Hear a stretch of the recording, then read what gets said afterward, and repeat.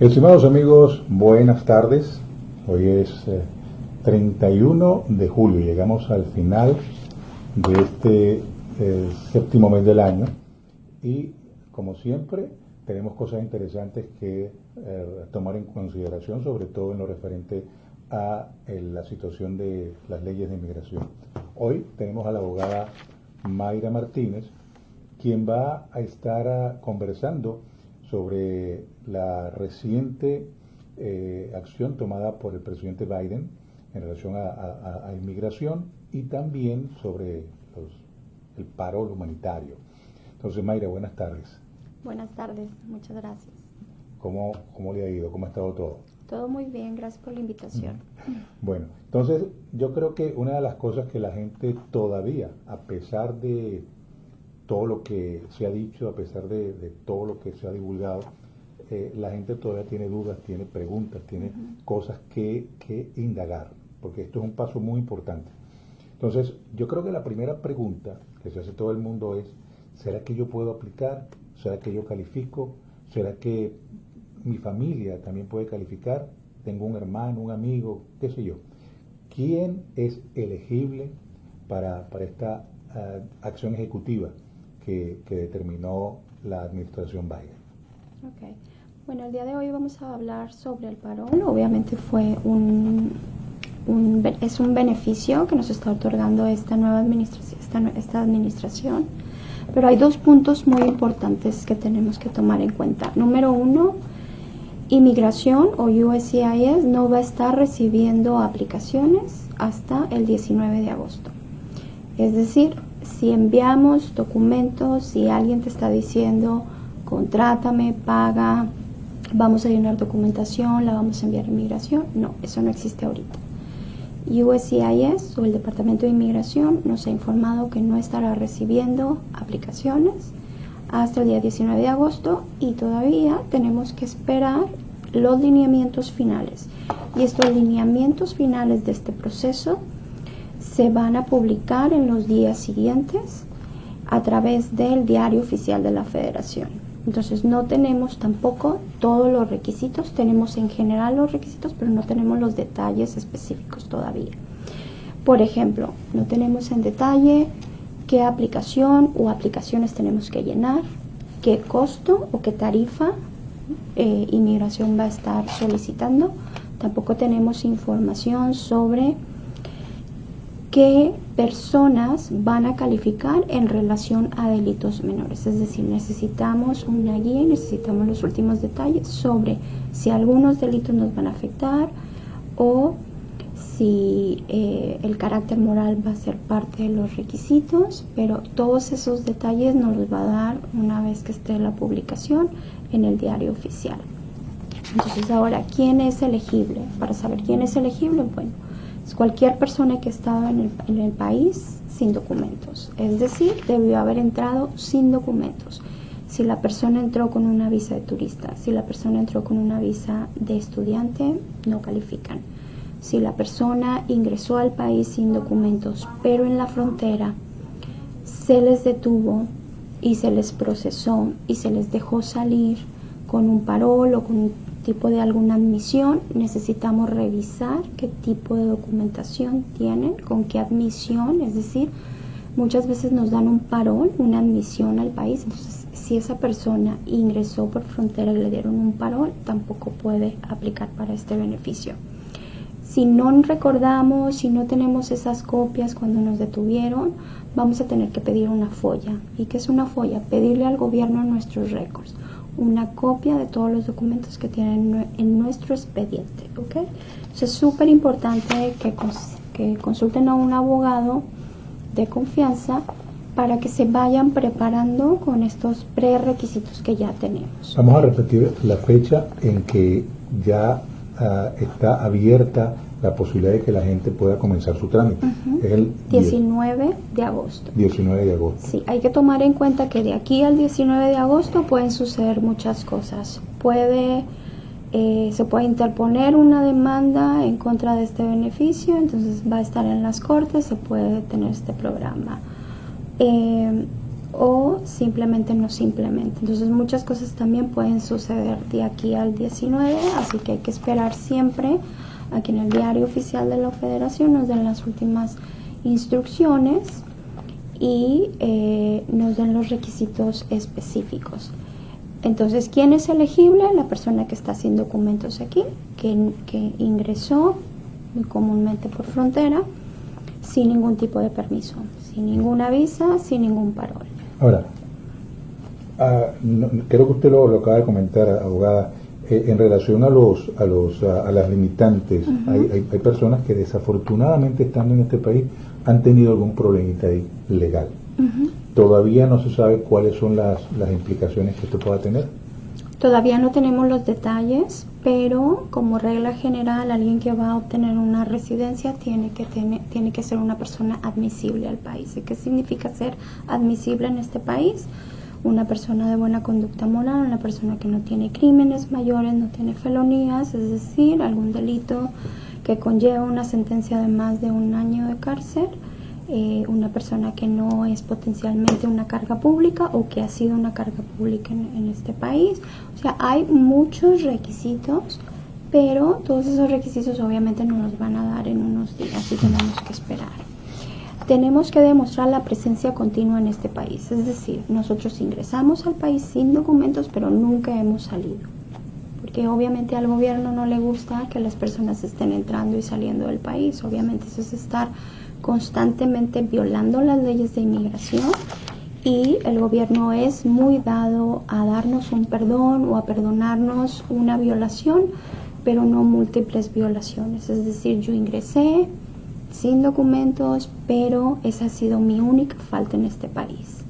De ahí en adelante he sido una persona de buena conducta moral, de ahí en adelante nunca he salido, nunca he tenido delitos, he pagado mis impuestos, me he portado bien, he contribuido a este país.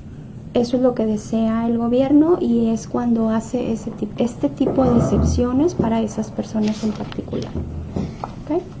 Entonces hay que demostrar presencia continua en el país por lo mínimo 10 años. Esto quiere decir que desde a partir del junio 17 de 2014 tenemos que tener evidencia de que ingresamos al país y que nunca hemos salido.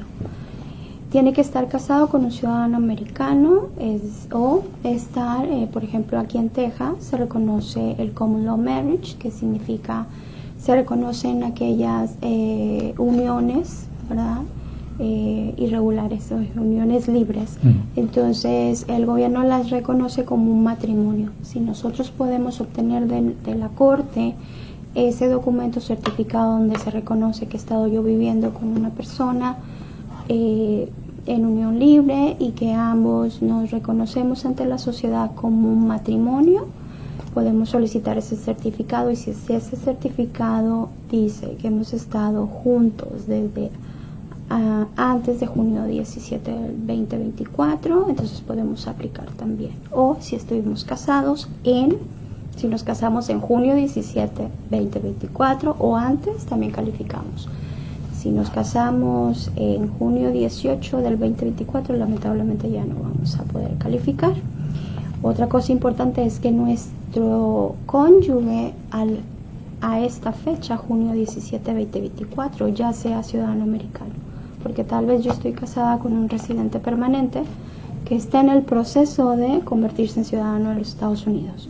Sin embargo, un residente permanente obviamente no calificaría. Mi esposo o mi esposa tiene que ser ciudadano de este país desde o antes junio 17 del 2024. Del cónyuge no se exige ningún tipo de situación especial. Vamos a suponer que él haya sido una persona que tuvo un delito. No. Solamente lo que necesita es que estén casados antes de julio 17. Junio 17. De junio 17. El aplicante también debe de demostrar que no es una amenaza ni para la seguridad pública ni tampoco para la seguridad nacional. ¿Okay? Es decir, si el aplicante ha estado relacionado con terrorismo, si la persona ha estado relacionado con cuestiones de tráfico de humanos, con lavado de dinero o con otro tipo de cuestiones que ponen en riesgo la seguridad nacional, obviamente esa persona no va a calificar. Alguien que ha estado relacionado con pandillas, alguien que tiene tatuajes, que tienen relación con pandillas, tampoco podría calificar. No necesariamente debemos de tener delitos para no calificar, es decir, puede haber alguna relación con que determine el oficial que nosotros podemos ser un peligro para la sociedad, y ya ahí obviamente puede haber una negación. O sea que en ese caso hay una total discreción por parte del gobierno, por parte del oficial. No significa que las personas que están aplicando todas van a ser aprobadas, independientemente de que cumplan con la mayoría de los requisitos. Si hay circunstancias que el oficial determine, porque va a ser a discreción del oficial cada aprobación, y de hecho cada caso se va a estar revisando individualmente. Entonces a discreción del oficial se van a aprobar los paroles, y si esa persona hay circunstancias o tiene circunstancias en su vida, alrededor de su vida, que pueda determinar el gobierno, esta persona puede ser un peligro para nosotros, se le podría negar. Es decir, en algún momento a lo mejor no tiene ningún delito, pero en algún momento ha sido relacionado con pandillas. Entonces ya hay un récord, ¿verdad? Hay un antecedente. Entonces hay un riesgo de que pueda ser un peligro para la sociedad. O sea que hay un punto de prácticamente de subjetividad por parte del oficial de inmigración que revise el caso. Que revise el caso. Entonces es súper importante evaluar bien a los clientes. En este momento nosotros, por ejemplo, solamente les estamos dando a nuestros clientes la información general de los requisitos, pero ya una vez que tengamos los detalles, tenemos que sentarnos caso por caso, cliente por cliente, ver todas las circunstancias de sus antecedentes, cuestiones con la policía que hayan tenido, así sean cuestiones menores, porque muchas veces los incidentes de tráfico no nos afectan. En regla general con inmigración, los antecedentes de violaciones de tráfico no afectan. Sin embargo, vamos a poner un ejemplo. Si esta persona tiene múltiples infracciones de tráfico, le quitan su licencia, después hace su defensive driving o hace todo su proceso para obtener otra vez su licencia de regreso, pero continúa teniendo violaciones de tráfico, aunque sean menores, se pasó un rojo, etcétera. El gobierno puede considerar a esta persona no tiene ningún respeto para las leyes de Estados Unidos. Constantemente, de una manera continua, está violando las leyes de tráfico. Entonces, puede que no sea un criminal, puede que no tenga ningún delito, pero tiene muchas faltas y muchas violaciones a las leyes de tráfico, y esto significa esta persona no respeta este país, esta persona no respeta nuestras leyes. Entonces va a ser muy subjetivo el proceso en cuanto a esas circunstancias que pueden ser muy únicas, ¿no? Dependiendo del caso. Entonces hay que evaluar muy bien las circunstancias del cliente y asegurarnos que no haya algún detalle que pueda poner en riesgo el parol.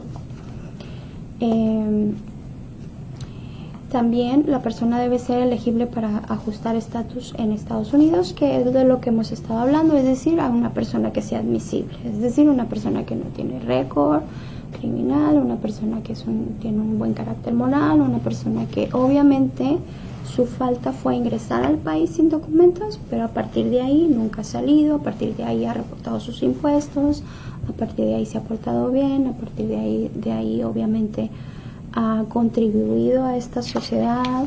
Entonces el gobierno va a hacer la excepción de decir, bueno, tu única falta ha sido entrar a este país sin documentos, entonces tu historial es bueno, eres un ciudadano de bien, entonces voy a perdonarte esa falta. Y la mayor razón de que se está perdonando esta falta es porque obviamente hay un matrimonio con un ciudadano americano. Para el gobierno la unión familiar es muy importante, y es por eso que este programa, el fin de este programa es promover la unidad y la estabilidad de los matrimonios y de la familia, especialmente de los ciudadanos americanos. Es por eso que se está implementando este programa, ¿okay? Al final, como ya lo mencionamos, va a ser a total discreción del oficial si el parol se va a aprobar o no, ¿okay? ¿Qué información necesitamos nosotros evidenciar? Bueno, tenemos que evidenciar que el matrimonio es válido y que hemos estado casados o que hemos estado en unión libre desde antes del 17 de junio del 2024. Demostrar obviamente documentos. Muchas veces los clientes tienen como que un poquito de problemas con las evidencias que me van a traer, ¿no? Entonces cuando uno les dice, necesito que me traigas 10 años de récord, ¿no? O 10 años de presencia aquí en Estados Unidos, se les complica un poquito, pero siempre hay que utilizar el ingenio, ¿no? Muchas veces las personas estas, como entraron sin documentos, obviamente no va a haber récord en papel, ¿no? Pero muchas veces lo primero que hacen estas personas es empezar a trabajar y enviarle dinero a la familia. Entonces ahí podrían haber algunos récords para poder determinar que esa persona ingresó a partir de cierta fecha, ¿no? Porque empezó a mandarle dinero a la familia, o porque hay récords de teléfono, de llamadas telefónicas, etcétera. Los impuestos. Exacto, una vez que empiezan a pagar impuestos, obviamente son récords muy buenos para evidenciar que hemos estado aquí presentes. Recibos, seguro, si tenemos seguro de carro, si tenemos seguro médico, cualquier tipo de récord, si estuvimos enfermos, si hemos sido hospitalizados, todo ese récord nos sirve también para mostrar que hemos estado aquí en Estados Unidos. De preferencia siempre hay que estar colectando información por año. Si nos están pidiendo 10 años, mínimo unos 5 o 7 documentos por año, mínimo. Obviamente si la persona ingresó, porque el requisito es demostrar que hemos estado aquí desde junio 17 del 2014. Pero si nosotros ingresamos en el 2000, por ejemplo, lo ideal sería demostrar con evidencia que hemos estado aquí desde el 2000, con información desde el 2000 hasta la fecha. ¿Para qué? Para demostrarle al gobierno, ingresé una vez, pero jamás he salido. Y esa regla no tiene excepción. Tiene que haber estado permanentemente, continuamente dentro del país por mínimo 10 años. ¿Okay? Actas de nacimiento de los hijos, por ejemplo, si han tenido hijos, si se casaron en Estados Unidos, bueno, el acta de matrimonio también. Si tienen un contrato de arrendamiento, los contratos de arrendamiento obviamente también nos sirven. Si tenemos un crédito hipotecario, estamos pagando una casa, todo eso también es evidencia de que hemos estado aquí en Estados Unidos. Si tenemos hijos, pues obviamente además de las actas de nacimiento de los niños, los récords de la escuela. Muchas veces está nuestro nombre o se registran los padres como las personas que son responsables de los niños o los que firman las calificaciones, etcétera. Entonces récords de las escuelas también. Si hemos tomado cursos en Estados Unidos también podemos obtener toda esa información como evidencia de que hemos tomado pues clases aquí dentro de Estados Unidos, ¿no? Prácticamente todo lo que la persona pueda colectar que dé el indicio de que ha estado aquí en territorio estadounidense. Exacto. Le sirve. Exacto. Pesa para hacer una buena presentación bien robusta de su estadía. Vamos antes de continuar, recuerden que estamos conversando con la abogada Mayra Martínez. Ella es abogada de inmigración. Los teléfonos bien claros, por aquí los tengo, el 281-905-0018 y 832-578-6234. Están en la pantalla, pero se los leo por si acaso de repente usted mientras está viendo el Facebook Live está ocupada. Sepa que es una abogada local, la abogada Mayra Martínez, y que tiene experiencia de mucho tiempo, de muchos años justamente en esta ley de inmigración. Así que continuamos con ella, que es la que tiene la voz cantante en este en vivo. Ok, más ejemplos por si no saben qué más evidencia estar buscando entre todos sus documentos. Bueno, muchas veces tenemos identificaciones, cualquier identificación que tengamos. Si entramos en 2000 y todavía de 2000 hacia atrás era muy común que las personas entraran con visas de turista y se les otorgara una identificación de Texas sin ningún problema, que se les entregara o se les diera algún seguro social también sin ningún problema. Entonces, todos esos documentos, aunque estén vencidos, aunque aunque sean ya muy antiguitos, nos sirven como evidencia de que ya estábamos aquí en Estados Unidos también.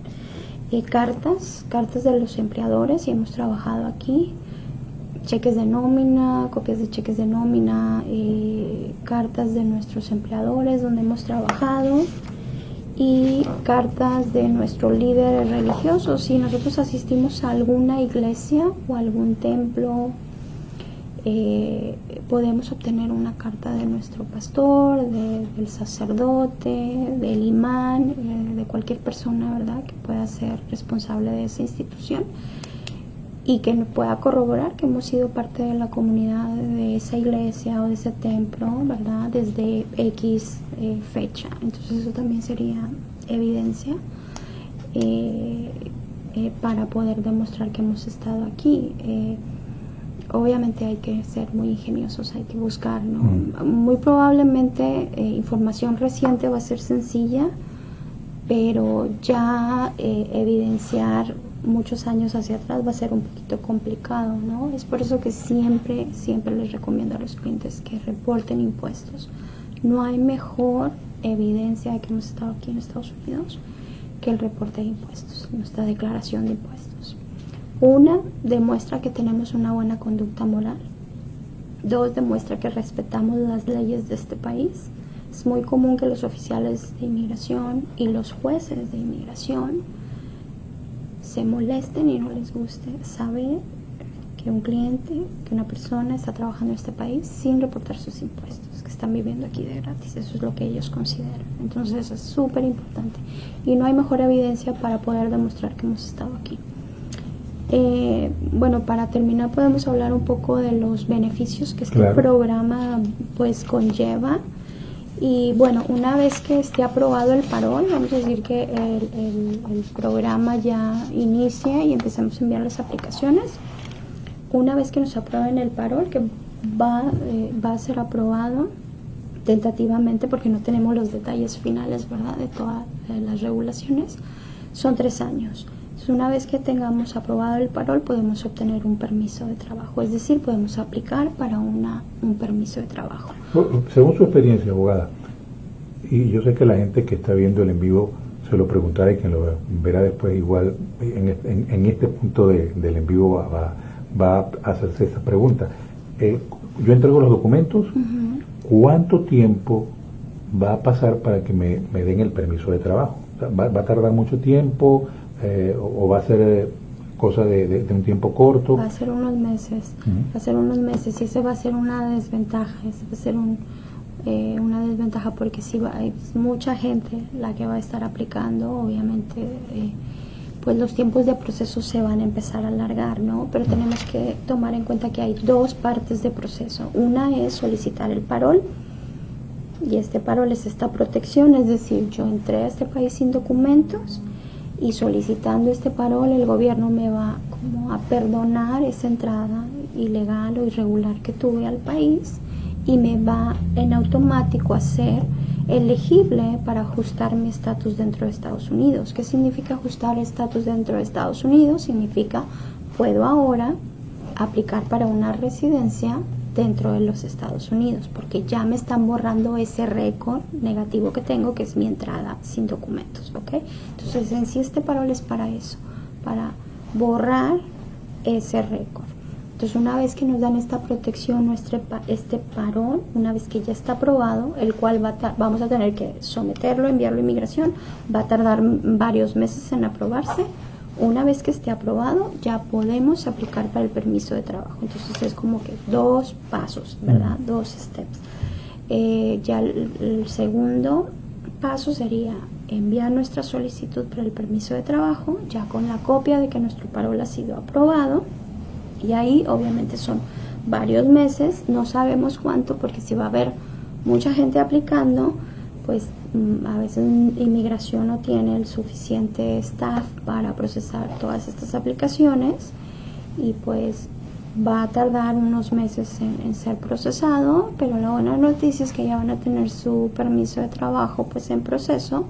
Una vez que lo tengan, van a recibir un seguro social, ya que en la aplicación donde se solicita el permiso de trabajo solicitamos también que el Departamento de Seguridad Social nos otorgue un seguro social. Entonces le va a llegar su permiso de trabajo por correo, semanas después por lo regular llega el seguro social, y ya con estos dos documentos oficiales ya la persona puede ir a solicitar su licencia de manejo o su identificación de Texas oficial. Entonces es súper importante obviamente esto para las personas, porque así ya pueden estar libres, sin preocupación, ir a trabajar sin problemas, sin el miedo de que sean detenidas, porque ya van a tener una identificación, ¿verdad? Ya van a tener una protección.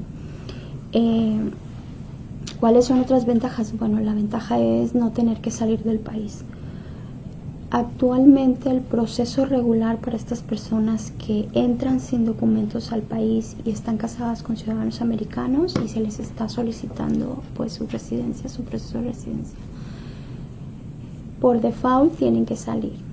No pueden procesar su residencia dentro de Estados Unidos. Tienen que salir al consulado americano del país de origen de esa persona a realizar lo que es la última etapa de su proceso de residencia.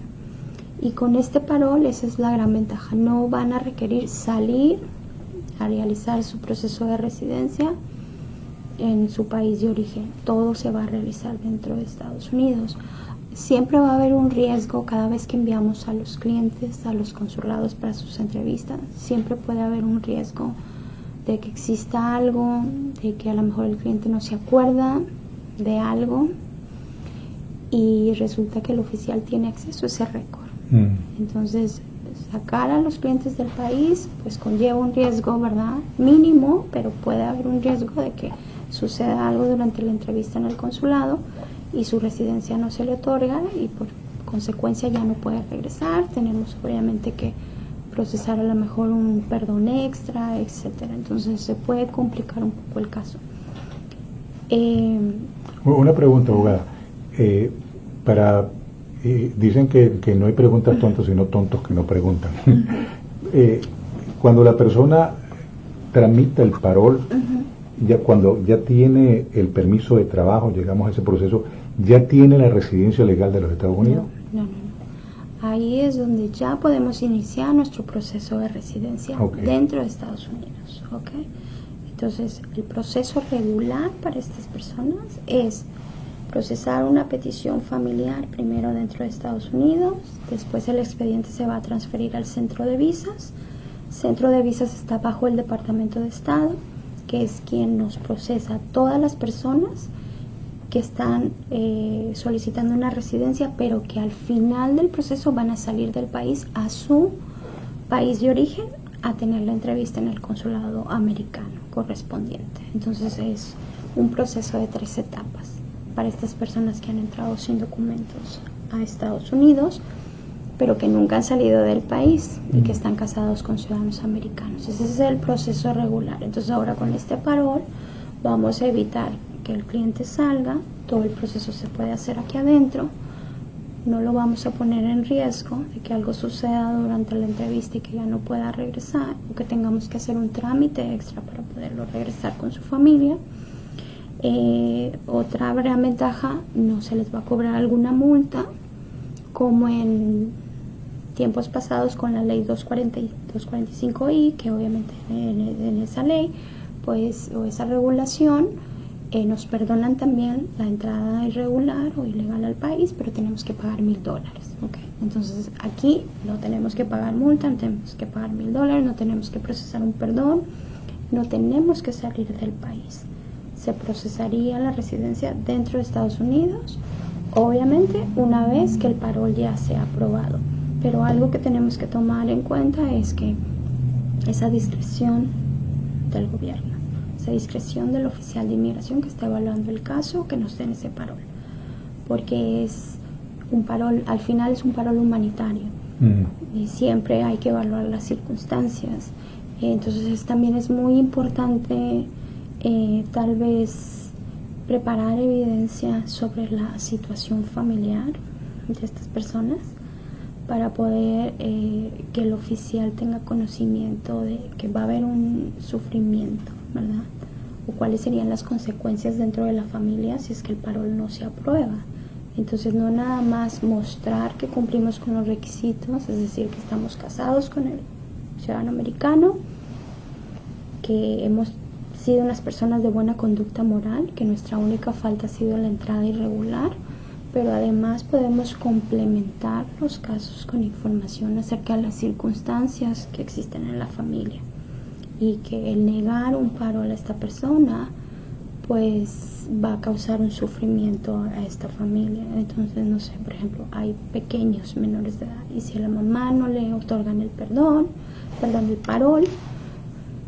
pues la mamá puede estar en riesgo de ser deportada, ¿no? O si es el papá el que está solicitando el parol y él es el único proveedor en la casa, bueno, pues también evidenciar esa información para que el gobierno sepa qué tan importante es aprobar este aplicante, ¿no? Porque de él depende una familia. Entonces, yo considero que además de los requisitos generales y los requisitos en detalle que después nos va a dar inmigración, debemos de complementar también con un poco de información acerca de las circunstancias de cada familia, porque eso también va a ayudar a que el oficial tal vez tenga un poco de más de empatía y apruebe el caso. O sea, vamos a recapitular. Lo primero es que hay que solicitar el parol, que es justamente lo que está comentando finalmente la abogada, y es ese paso importante sin salir de los Estados Unidos, que es una muy buena noticia. Segundo, al llegar el parol se solicita o se pide ante las autoridades migratorias el permiso de trabajo y el seguro social. Y después es cuando se va a comenzar a hacer el trabajo para pedir la residencia, buscar una visa de residente en los Estados Unidos. Exacto. Ahí es cuando la persona, al recibir la residencia, sí se da la posibilidad de que sí salga, pero a visitar a su familia. Ya no hace ningún trámite, sino que ya tiene total libertad para salir e ingresar del país sin ningún problema, porque ya es residente permanente. Entonces, si usted tiene dudas, si usted está justamente en esta situación de que puede solicitar un parol o cree que lo puede hacer, la recomendación es que busque a alguien como la abogada Mayra Martínez, que conoce el tema porque es profesional, porque ya tiene muchos años de experiencia, y no se deje llevar por lo que le dice el compadre, por lo que le dice la comadre o el amigo, y se busca a alguien que supuestamente le pueda ayudar en eso. Esto es un proceso muy delicado, ¿verdad, abogada? Es muy delicado, y esta es una gran desventaja en caso de que algo sucediera que no sucediera algo, o que no llegáramos al final que deseamos. Bueno, vamos a ponerlo así. Al enviar el parol, si nosotros no calificamos, o si no lo complementamos bien, o si no tenemos el cuidado para enviar, por ejemplo, una folla, porque a lo mejor nos detuvieron en la frontera y no nos acordamos, porque sucede muchas veces que las personas, como es un evento tan traumático, puede ser que no se acuerdan si les tomaron huellas, si firmaron algún documento, y si les dieron algún parol. Entonces, si esta persona fue detenida en frontera y al final le dieron una admisión, pues no va a calificar para este parol. Entonces, el enviar estos documentos de parol y al final que el oficial determine que no calificamos, eso nos va a poner bajo el radar de inmigración. Y al ponernos bajo el radar de inmigración, pues nos puede llegar obviamente una notificación para aparecer en la corte, para ser removidos del país. Entonces es por eso que es muy muy delicado enviar documentación a inmigración, porque el gobierno obviamente ahorita, si yo crucé la frontera, ¿verdad? Y nadie me vio, nadie me detuvo en la frontera, y yo he vivido aquí 20 años, estoy de incógnito. Pero si yo no califico o no cumplo con todos los requisitos para el parol y yo someto esa aplicación con inmigración, yo ya me estoy poniendo bajo la lupa de ellos. Ellos ya van a saber que estoy aquí. Y la gran consecuencia es que si no soy aprobado con el parol, pues obviamente después lo que sigue es que ya el juez, ¿verdad? Voy a recibir una notificación o un citatorio para aparecer con el juez. ¿Para qué? Para iniciar un proceso de remoción o un proceso de deportación, como comúnmente se conoce. Entonces esa es la gran desventaja, ¿no? Entonces es por eso que tenemos que tener mucho cuidado cuando enviamos solicitudes a inmigración, estar muy seguros de que calificamos. Obviamente es un proceso a discreción del oficial, pero al menos los requisitos generales, saber que sí calificamos, que los cumplimos, ¿verdad? Y bueno, ese es el trabajo de los abogados, ver cómo podemos cubrir esos detallitos, ¿no? Para minimizar, porque tampoco podemos garantizarle al cliente, pero para minimizar cualquier posibilidad de negación. Es por eso que al inicio de la charla les comentaba que hay que tener mucho cuidado. Ahorita no podemos enviar nada. Inmigración va a empezar a recibir las aplicaciones el 19 de agosto. Y si alguien les dice, firma contrato, págame, podemos iniciar el proceso. No, ahorita no se puede hacer nada, hay que esperar instrucciones del gobierno. Una vez que tengamos los detalles del programa, los detalles finales y los lineamientos de este programa, entonces ya pues sí podemos empezar a preparar documentación, enviarla a inmigración. En el inter, de aquí a que nos den esos datos, esa información ya el gobierno, pues podemos ir preparándonos, colectando toda esa información de esos 10 años, o si no sabemos, no estamos seguros que podemos aplicar, o si tuvimos un detalle con la policía, o si fuimos detenidos en frontera y no tenemos copia del récord, ahorita es el momento de ir a consultar con un abogado, con su abogado de confianza, que los evalúen. Es una preevaluación para estar seguros de que podemos calificar o no. ¿Okay? Bueno, es bien importante que usted considere todo esto que la abogada Mayra Martínez ha compartido. Es una consulta, esto ha sido una consulta general, bien clara, bien explícita, y repetimos, todavía el proceso no ha iniciado. Ella les ha dicho que si usted tiene duda, puede consultarla para hacer podríamos llamar una preevaluación y ver si usted reúne los requisitos para calificar y comenzar el proceso. Pero que en este momento ningún abogado le puede decir vamos a comenzar el proceso, porque oficialmente todavía no comienza, no está abierto, la fecha no ha llegado. No tenemos los lineamientos finales y los requisitos finales, que eso es lo que estamos esperando. Siempre hay un proceso, cuando hay una orden ejecutiva, se hace el anuncio por parte del presidente, pero hay todo un proceso administrativo, ¿verdad?, que hay que esperar a que se realice.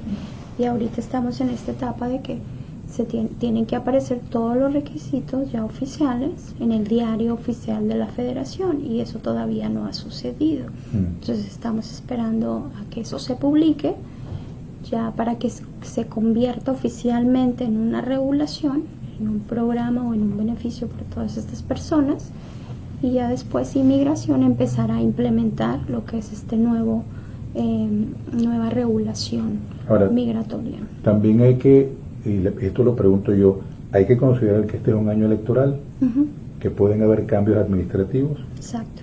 Bueno, entonces yo creo que no queremos ahondar más, no queremos crear pánico, pero sí queremos que usted esté preparado, que comience a revisar, aunque usted no venga con su abogado, con Mayra o con su abogado de confianza, en este momento no puede venir por alguna circunstancia. Con lo que ya se le ha dicho, comience a recabar información sobre sí mismo, váyase al sótano, al ático, o a la maletita vieja que tienen por allí, comience a sacar esos papelitos, esos recibos, esas cosas que guardó, contratos de arrendamiento, como dice la abogada, si usted tuvo en algún momento un documento legal del estado de Texas cuando se podía, sin ser residente permanente, todo eso, métalo en una carpeta, guárdelo, manténgalo ahí, porque eso puede ser parte de lo que usted va a necesitar para iniciar el proceso. Exacto. Abogada, en nombre de toda la gente, de toda nuestra familia hispana, de toda nuestra gente hispana, agradecemos mucho que usted se tome el tiempo de dar una consulta prácticamente gratis de más de media hora, hablando sobre este tema que es tan puntual y tan importante como ha sido esta acción ejecutiva tomada por la administración Biden. Entonces, creo que nos toca despedirnos, y bueno, sus palabras de despedida y si hay alguna recomendación final. Bueno, una recomendación es nada más esperar. Hay que ser pacientes, pero hay que ser proactivos también, ¿no? Empezar a buscar información, documentos, Y si no estamos seguros, si por ahí tenemos un récord ahí con la policía o con inmigración, este es el tiempo para solicitar esos récords, este es el tiempo para evaluar y hacer esa preevaluación. Bueno, entonces, gracias a la abogada Mayra Martínez, vamos a estar pendientes porque en las próximas semanas nuevamente ella va a estar compartiendo más información de cómo va el proceso, quizás después de que se inicie o después que tengan ya una claridad más interesante, más tangible.